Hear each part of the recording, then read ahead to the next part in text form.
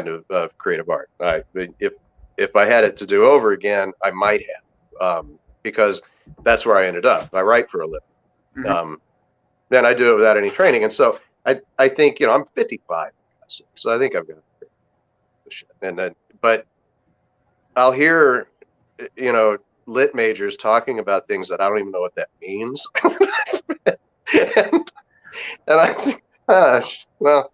So, Okay, humble me. I'll just go sit in the corner and we got joined by a guest, Nate Bagate. Where we're talking about right now, we're talking about education, and we're grumpy old men about it because going back, knowing shit we already do, and getting a piece of paper for it is what annoys us.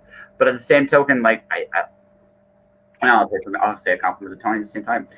The thing I admire about what you did though is you ended up doing what you really love to do without asking permission for it. Yeah, yeah. You're right, and it involved in some ways. You talk about creating a niche. I happen to be very good at something so detailed and tiny and microscopic in the field of doing things that there aren't that many people who do it. and it's what I do. And sometimes it's tossing word salad in government contracts that drives me just absolutely fucking batty. But even that is writing. And I write every day, and I get to do it for a living, so I'm pretty lucky. Yeah. Well, like I said, I think going forward into the future too, is this is actually the last true frontier for big money is actually our industry, because now intellectual property is worth a lot more than it ever was. Especially right this minute, I've released 2 books this year. I'm trying to release a 3rd before it's all said and done. I've gone all in this year, man. That's awesome. Mm-hmm. But what I realized is it's not that just the books I'm thinking about. I'm thinking about the video games. I'm thinking about the T-shirts. I realize it's from a business standpoint. It's not the first sale I necessarily care about. It's all the different places I can sell. Right. So, oh my God! And that's the real business of what we do. Well, something, we've all got a hands-on learning experience because of this fucking apocalypse, right? There were one of the most important lessons I think come from this on a macro level is that there's a lot of shit that we should have been doing remotely to begin with. Mm-hmm. There's a lot of people who never should have been commuting 45 minutes to sit in a cubicle when they can do their work more effectively, more efficiently, and less pissed off at home. There's all sorts of commerce that can be done remotely that doesn't require the bricks and the mortar and the shit and everything, and the planet's better off for it.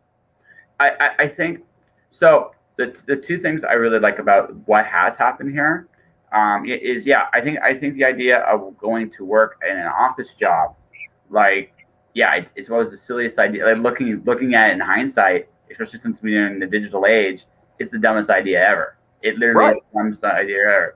At most, I should be going to the office if I'm a office worker. At most, I should be going to the office either once a week or once a month.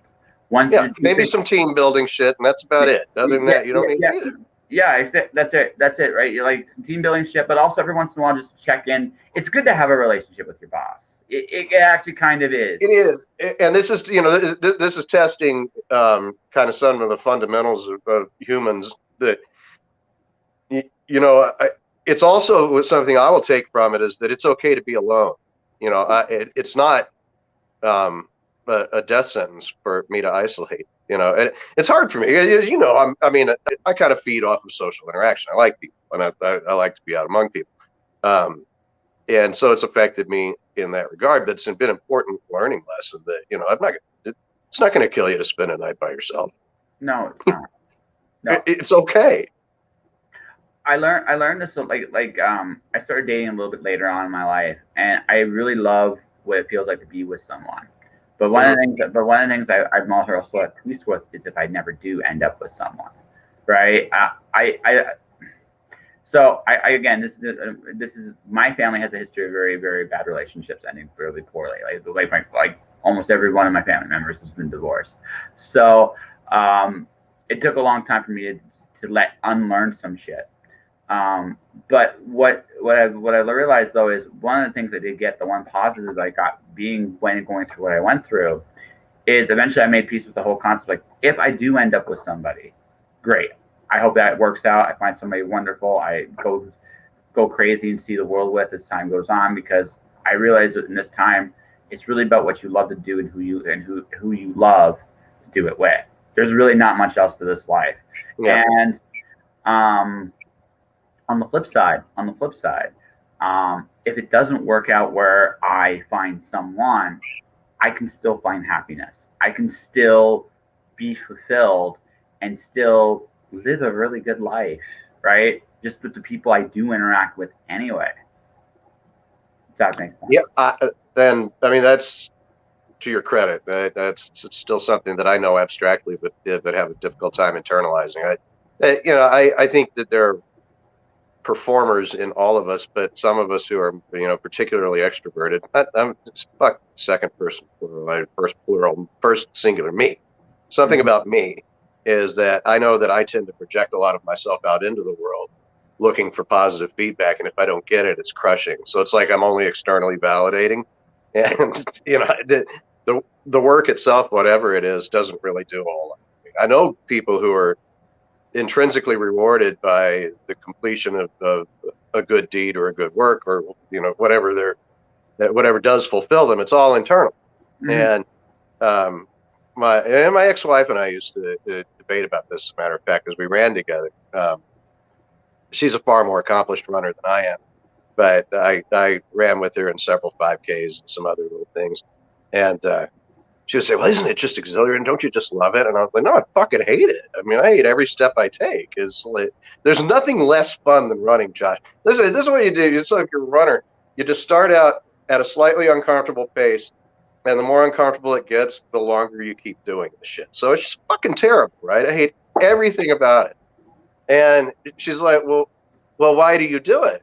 And as you know, well, it's because I have one leg, and so I'm running on a prosthetic leg. And I said, I do it for the fucking applause, Karen.